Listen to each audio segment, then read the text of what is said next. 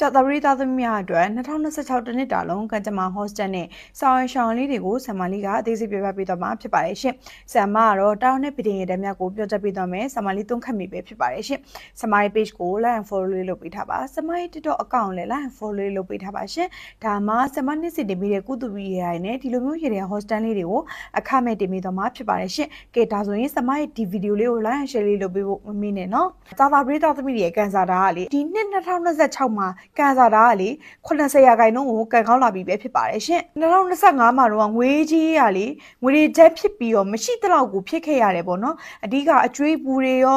စိတ်ပူပင်စိတ်တောကမှုတွေရောလုံးချလိုက်နေရပေါ့နော်ဒီ2025မှာတော့ပြီးခဲ့ပြီပေါ့နော်ဒါပေမဲ့ဒီ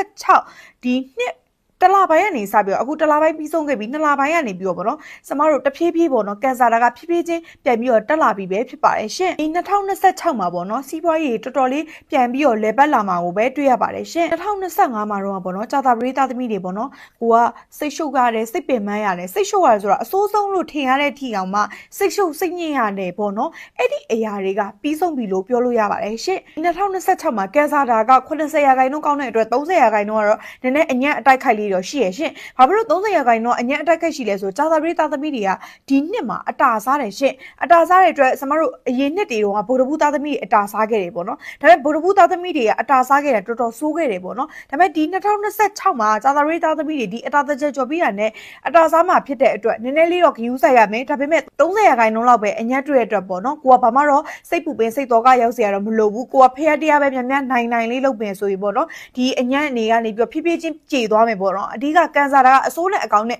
ထွန်တွဲနေတာမို့လို့နည်းနည်းလေးတော့ကိုကကုသိုလ်ကောင်းမှုများများလေးလုပ်ပေးရမယ်နှစ်လို့လည်းပြောလို့ရပါတယ်ရှင်ဒီ2026မှာပေါ့နော်ရက်တက်နေတဲ့စီးပွားရေးတွေပြန်ပြီးတော့လောက်ကင်ရခဲ့ရှိရရှင်ဒီဆိုင်ကိုပိတ်ထားလိုက်ရတယ်ပေါ့နော်ငွေတွေအဆင်မပြေလို့ဒါပေမဲ့ဒီ2026မှာငွေတွေပြန်လဲပတ်လာပြီးတော့ဆိုင်တွေပြန်ပြီးတော့ဖွင့်လာမယ်ဒါမှမဟုတ်စီးပွားရေးလုပ်ငန်းတွေပြန်ပြီးတော့လဲပတ်လာမယ်နော်အဲ့ဒီလုပ်ငန်းကနေပြီးတော့ရရှိတဲ့အကျိုးမြတ်တွေကလည်းကိုအရင်ကဆုံးရှုံးခဲ့တဲ့ငွေထက်2ဆရာကိန်းရှိပါတယ်ရှင်ကြာသပတေးသားသမီးတွေမှာပေါ့နော်အယောင်းဝယ်သမားဖြစ်တဲ့သူတွေကတော့အယောင်းဝယ်နဲ့ပတ်သက်ပြီးတော့နည်းနည်းလေးတော့အပြိုင်အဆိုင်အတိုက်ခိုက်တော့များမယ်ဒီနှစ်မှာအပြိုင်အဆိုင်များနေလေအပြိုင်အဆိုင်ကြားတဲ့နေပြီးတော့တိုးတက်အောင်မြင်လေပဲဖြစ်ပါတယ်ရှင်အဓိကဒီနှစ်ကအတာစားမဲ့နှစ်ဆိုပြီးတော့ဘာမှကြောက်စရာမလိုဘူးဒါပေမဲ့နှစ်ဆပို့ပြီးကြိုးစားရမယ်ဒါပေမဲ့ကိုကစူးစမ်းတဲ့လောက်ကိုကအရာရောက်မဲ့နှစ်လို့လည်းပြောလို့ရမယ်ရှင်တချို့တွေဆိုစူးစမ်းပြီးတော့အရာမရောက်ပဲတဲ့သူတွေအများကြီးပဲပေါ့နော်အဓိကဒီ2026မှာကိုကတော့အလုပ်တွေကိုတေချာလေးတော့ပေါ့နော်ဒီဇိုင်းမမှတ်လေးတေချာလေးလုပ်ကင်မှုတော့လိုအပ်တယ်ရှင်အဓိကလေအချွေးပူတွေရှိရဲဆိုပြီးတော့လေဘာမှစိတ်ပူပင်စိတ်တော်ကရောက်နေစရာမလိုငွေတွေကြမ်းပြစ်နေလို့အရင်ကြီးမရှိလို့အဲ့အတွက်ဘာမှစိတ်ပူပင်စိတ်တော်ကရောက်စရာမလိုအဓိကလေကျမတို့အခွင့်အလန်းတွေဆိုတာပေါ်လာတတ်တယ်ရှင်အဓိကလေလူတစ်ယောက်ကကုသိုလ်ကံနော်ကုသိုလ်များများလုပ်လေကိုယ့်ရဲ့ကံပို့ပြီးတော့ကောင်းနေလေပဲအဓိကလေကျမတို့ဖျားတရားတွေလုပ်မယ်နော်အလှူဒါနတွေများများလုပ်မယ်ဆိုရင်ပေါ့နော်ကိုယ့်ရဲ့ကံဖြည်းဖြည်းကောင်းလာမယ်အလုပ်တွေပြန်ပြီးအဆင်ပြေလာမယ်လုပ်ငန်းတွေပြန်ပြီးအလဲပတ်လာမယ်အဓိကလေကိုယ့်ကိုစောက်ရှောက်နေတဲ့ပုံကိုကောင်းတွေကကိုယ့်ကိုစောက်ရှောက်မဲ့အတွက်ကိုတွေကကိုယ့်မာကင်းရှိရဲ့အတွက်ဒီ2026မှာတော်တော်လေးကိုလေစီးပွားတွေပြန်ပြီးတော့တက်လာမယ်လို့မြင်ရပါတယ်ရှင်တချို့ပြောအတာစားပြီးတော့လေကြောက်ရတယ်အဲ့အရာတွေကအဓိကလေကြောက်ဖို့မလို့ရှင်အတာစားတဲ့နှစ်ကိုကိုကပို့ပြီးတော့ဖျားတရားများများလုပ်ပေးရမယ်ပို့ပြီးစူးစမ်းလေပို့ပြီးတော့ထိတ်ဆိုးရောက်တယ်တချို့ဆိုအတာစားလေသူကအောက်ကိုရောက်လေပို့ပြီးတော့အမြင့်ရောက်လေပုံစံမျိုးပေါ့နော်ဘယ်လိုမျိုးပြောရမလဲကိုပိုစူးစမ်းလေပိုတက်လေဖြစ်တဲ့နှစ်လို့လည်းပြောလို့ရပါတယ်ရှင်ကြာသပတေးသားသမီးတွေပေါ့နော်ဒီ2026မှာငွေတွေအလုံးအရင်းဝင်ခင်းရှိငွေတွေအလုံးအရင်းဆိုတာက3သိန်း2သိန်းကိုပြောတာမဟုတ်ဘူး10ချီရာချီအဲ့လိုဝင်ခင်းရှိရှင်ဝင်တဲ့အပေါ်မှာလည်းကျမတို့ဘာလုပ်ရမလဲဆိုတော့ငွေတွေကလေပြန်ပြီးတော့ကျမရေးကြောင့်ဖြစ်စေဒါမှမဟုတ်အိမ်အတွက်ပဲဖြစ်စေပေါ့နော်နည်းနည်းလေးငွေကုန်ကြေးချများတတ်တယ်ရှင်ငွေမမြဲတာပေါ့အဓိကငွေလက်ထဲမှာကြမပူတာမျိုးလေးတွေဖြစ်တတ်တာမို့လို့ကိုကငွေကိုတေချာလေးစနစ်တကျလေးတုံမို့အကြက်ပေးချင်ပါတယ်ရှင်ကြာသပတေးသားသမီးတော်တော်များများကလေရိုးတယ်အဓိကသူ့ရဲ့အတွေးစိတ်ခံရိုးတယ်ဖြူတယ်အဲ့ဒီတို့ကကိုယ့်ရဲ့ရိုးတယ်ဖြူတဲ့ဟာတွေကိုကတခါလေးဆိုင်ကိုယ့်ရဲ့စီးပွားရေးအကြောင်းဖြစ်စေကိုယ့်ရဲ့အကြောင်းအရာတွေကိုပေါ့နော်ကိုယ့်ရဲ့ခင်မင်ရတဲ့သူကိုယ့်ရဲ့အတိမိတ်ဆွေတွေကိုကပြန်ပြီးတော့ရင်ဖွင့်တာမျိုးလေးတွေရှိရဲ့ခါကြရင်ပေါ့နော်အဲ့ဒီမိတ်ဆွေရပဲကိုယ့်ကိုနောက်ကျောဓာတ်နဲ့ထိုးတာဒါမှမဟုတ်စီးပွားရေးအနေနဲ့ကိုကပြောပြလိုက်တဲ့ခါကြရင်ကိုယ့်ကိုနှာတစ်ပြားတောင်သူကစူးစမ်းတာဒါမှမဟုတ်ကိုယ့်စီးပွားရေးလူသွားတာအဲ့လိုမျိုးပေါ့နော်နောက်ကျောဓာတ်နဲ့ထိုးတဲ့နှစ်လို့ပြောလို့ရတယ်ရှင်လူမှုရေးနဲ့ပတ်သက်ပြီးတော့ပေါ့နော်ဆမအကြံပေးချင်တာကြာတာပရိသတ်သမီးတွေအရင်မရိုးပါနဲ့အရင် မအားပါနဲ့အရင်အယုံမလွယ်ပါနဲ့အရင်မတနာလွယ်ပါနဲ့အရင်စိတ်ကောင်းရှိလုံးလို့ပေါ့နော်ဆမကမှားရတာပါရှင့်ဘာလို့ဆိုတော့တာရီတာသမီးရရိုးတယ်ဖြူတယ်ပေါ့နော်အဲ့အတွက်ကိုကတိတ်ပြီးတော့ကိုယ်စိတ်နဲ့လိုက်ပြီးတော့ဗောနော်သူများတကာကိုမယုံကြည်မအနည်းနဲ့လို့ဆံမလေးကတော့အကြံပေးချင်ပါတယ်ရှင့်အဓိကလေးစာသာပရိသတ်သမီးကစိတ်ကောင်းစေတနာတွေကောင်းတဲ့အတွက်တော့အဓိကအတွင်းစိတ်လေးတွေဖြူတဲ့အတွက်အဲ့ဟာကိုပဲလူတွေအတုံးချသွားတာကိုကအတုံးချခံကြီးဖြစ်နေတာအဲ့အတွက်အတုံးချဖို့မတန်ဘူးဗောနော်အတုံးချဖို့မခံပါနဲ့လို့ဆံမလေးကတော့မှာချင်ပါတယ်ရှင့်စာသာပရိသတ်သမီးတွေကလေဒီ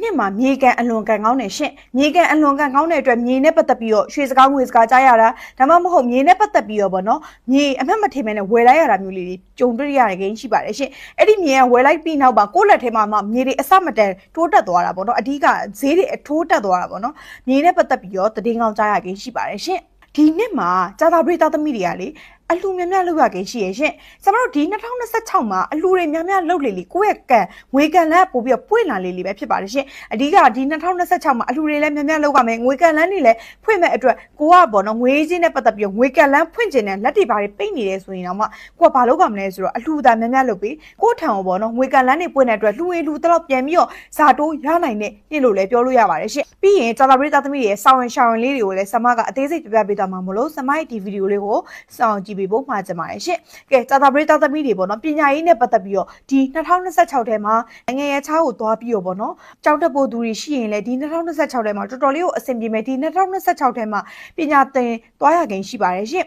ပြီးရင်နိုင်ငံရချားကိုသွားဖို့ကြက်ချနေတဲ့သူတွေဒီ2026ထဲမှာသွားရခင်ရှိပါတယ်ရှင့်ဗီဇာကိစ္စအဆင်မပြေတဲ့သူတွေပေါ့နော်အဲ့ဒီနဲ့ပတ်သက်ပြီးတော့ပေါ့နော်နိုင်ငံရချားနဲ့ပတ်သက်တဲ့လုပ်ငန်းတွေမှာအကျိုးပေးရရှင့်ဒီ2026ထဲမှာကိုကဖြစ်ချင်တဲ့ဟာတွေဒါရဲတာလုပ်ပါကိုဖြစ်ချင်တဲ့အရာတွေကိုဒါများများစူးစမ်းပါပို့ပြီးတော့အရာရောက်နိုင်ပါတယ်ရှင့်ကျမ်းမာရေးနဲ့ပတ်သက်ပြီးတော့စာသာပရိသတ်သမီးတွေကနည်းနည်းလေးချူချာတဲ့ထဲမှာပါတယ်ပေါ့နော်အဲ့အတွက်ကိုကဂရုစိုက်ပေးရမယ်ရှင့်အဓိကဘယ်လိုမျိုးလဲဆိုအပူယောဂပေါ့နော်အပူဆိုတာအဲ့လိုသွားတို့တဖုံးအဲ့လိုတဖုံးတို့ပေါ့နော်အဲ့ဒီပဇောင်လို့မှာကိုကအပူလေးတွေပေါက်တတ်တယ်နော်အဲ့ရာသီကူးပြောင်းကြအဲ့အတွက်ကိုကဂရုစိုက်ပေးရမယ်ရှင့်ပြီးရင်စာသာပရိသတ်သမီးတွေခန္ဓာကိုယ်ထုံညင်ကြိုက်ခဲတဲ့ယောဂနော်ပြီးရင်ဝမ်ဘိုက်နဲ့ပတ်သက်ပြီးယောဂအဲ့ယောဂလေးတွေပို့ပြီးဂရုစိုက်ပေးရမယ်ရှင့်အဲ့ဒီခါလေးကျရင်ကိုဂရုစိုက်ဖို့မင်းနေတတ်တယ်ပေါ့နော်စာသာပရိသတ်သမီးကသူများတစ်ခါကိုတော့ကိုကပေးဆက်ချင်တာအနစ်တာခန္ဓာကိုတိုင်းကိုကြည့်ဖို့မင်းနေတတ်တယ်ရှင့်အဲ့တော့ကိုလည်းချစ်ပါကိုလည်းဂရုစိုက်ပေးဖို့ဇမလီကတော့မှားချင်ပါတယ်ရှင့်အချင်းနဲ့ပတ်သက်ပြီးတော့စာသာပရိသတ်သမီးတွေပေါ့နော်အဓိကကလေဒီ2026ထဲမှာကိုကအရင်နှစ်တည်းကသူနဲ့ကိုနဲ့လက်ထပ်မယ်ဆိုပြီးတော့ပေါ့နော်လက်ထပ်ဖို့အတွက်ပေါ့နော်လွဲချော်သွားတဲ့သူတွေပေါ့နော်ဒီ2026ထဲမှာပေါ့နော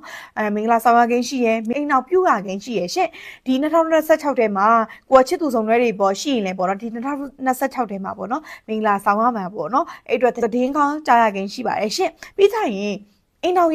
ရေးနဲ့ပတ်သက်ပြီးတော့ပေါ့နော်တာတာပရိသတ်သမီးတွေပေါ့နော်ဒီ2026ထဲမှာမိသားစုနဲ့အတူတူခီးတဲ့မကြာခဏသွားရတာနော်ကိုယ့်အိမ်ကိုအချိန်ပေးဖို့ပို့ပြီးအချိန်တွေပို့ပြီးထွက်လာတာမျိုးလေးတွေကြုံတွေ့ရခင်ရှိပါတယ်ရှင်အရင်နှစ်တည်းကအိမ်တော်ရေးဘာလို့အဆင်မပြေခဲ့တာလဲဆိုတော့အိမ်တော်ဘက်ကကိုယ့်အပေါ်မှာတိတ်ပြီးခီးမဆိုင်တာလေးအကြောင်းပေါ့နော်အဆင်မပြေတာမျိုးလေးတွေဖြစ်တတ်တယ်ပေါ့နော်ဒီ2026မှာအိမ်တော်ဘက်ကလည်းကိုယ့်အပေါ်ပေါ့နော်ခီးဦးဆိုင်ကြင်နာနဲ့ခီးတွေသွားရခင်ရှိရမိသားစုတွေပျော်ပနဲ့ပေါ့နော်မိသားစုတွေအဓိကပျော်ရွှင်နဲ့နေထိုင်ရမယ့်နှစ်လို့လည်းပြောလို့ရပါတယ်ရှင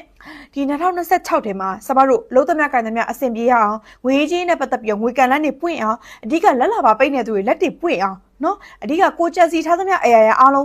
းစင်မြေချောမွေ့နိုင်အောင်အခြေအိမ်တော်ရေးစီးပွားရေးလူမှုရေးကျန်းမာရေးအကုန်လုံးအဘက်ဘက်ကနေရှိတဲ့အရာအလုံးအစင်ပြေချောမွေ့နိုင်အောင်ဆမကရေရကောင်းလေးတစ်ခုကိုပြပြပေးသွားမှာဖြစ်ပါတယ်ရှင်အဲ့ဒီရေရကအရန်ကိုလည်းကိုရုပ်ရှင်ပါတယ်ဆမတို့ဗုဒ္ဓမြတ်စွာဘုရားရှိခိုးတော်မြတ်ကြီးကိုပေါ့နော်ဆမတို့အဖြူအောင်ပန်း17ပွင့်လှူပေးရမယ်ဖြစ်ပါတယ်ရှင်အဖြူအောင်ပန်း17ပွင့်လှူပြီးသွားတဲ့ခါကျရင်ဆမတို့တမြတ်တီးကိုလုံးပဲလှူပေးရမယ်ရှင်တမြတ်တီးကိုလုံးလှူပြီးသွားရင်ဆမတို့ဒါကရေရအနေနဲ့ပေါ့နော်ပြီးရင်ဘာလုပ်ရမလဲဆိုတော့ကြာတာတွေးသားသမီးရဲ့အညံ့နေရှိရဲ့အတွက်ပေါ့နော်တယောကင်မိုးနဲ့ဖြစ်စေစားနဲ့ဖြစ်စေတရက်ရက်ပေါ့နော်အမြဲတမ်းတစ်လားတစ်ခါတော့ပေါ့နော်တယောကင်မိုးရဲ့စားလေးရဲ့တချို့ကြောင့်နိုင်ငံရဲ့ခြားရောက်နေတဲ့သူတွေတယောကင်မိုးမရှိတဲ့သူတွေတော့ပေါ့နော်စားလေးအနေငယ်ထည့်ပြီးခေါင်းကနေလောင်းချတဲ့ချိန်ကြရင်တရတကုံတွေရွတ်ပြပါရှင့်ဒါမှကိုယ့်ရဲ့အညံ့အစိုးအတိုက်ခတ်တွေပြေသွားအောင်ပေါ့နော်ပြီးကြရင်ဆမအထူးမှာကြချက်ကြာတာပရိသတ်သမီးတွေဒီ2026မှာအာသူဘလုံးဝမပုတ်ပါနဲ့ရှင်တင်းချိုင်းမြေလုံးဝမနေပါနဲ့ရှင်ဒါကဒီ2026ထဲမှာဆမကဒါလေးကိုရှောင်စေခြင်းနဲ့ပေါ့နော်ဒါဆိုရင်ဆမရဲ့ဒီဗီဒီယိုလေးကို like and share လေးလုပ်ပေးဖို့မမေ့နဲ့နော်ဆမစီမှာဗီဒီယိုမေးလို့ရတယ်ဇာတာစစ်လို့ရတယ်တဲတော့မေးလို့ရတယ်ငွေကြေးကြောင့်ဖြစ်တဲ့အခက်အခဲလေးတွေလာရောက်တိုင်ပင်ဆွေးနွေးလို့ရပါတယ်ရှင်ဆမရဲ့ဒီဗီဒီယိုရဲ့ comment အောက်မှာလည်းအောင်အရဟန်နဲ့မိမိရဲ့နေ့နံလေးတွေမှန်ထားပြီးပါဆမလေးတအိုးကြောက်စင်တိုင်းကိုစီမံဆူတောင်းပြပါမယ်ရှင်ဆမကိုကြည့်ရှုနေတဲ့9ရက်သားသမီးအားလုံး လုံးပန်းလူမွေးရေလိုအေးချမ်းကြပါစေနေ့ရက်တိုင်းမှာချမ်းသာကြွယ်ဝမှုတွေရရှိပြီးတော့တထေးမာကြီးတွေဖြစ်ပါစေလို့ဆရာမလေးကစီမံဆုတောင်းပေးလိုက်ပါတယ်ရှင်အားလုံးပဲကျေးဇူးထူးတင်ပါတယ်ရှင်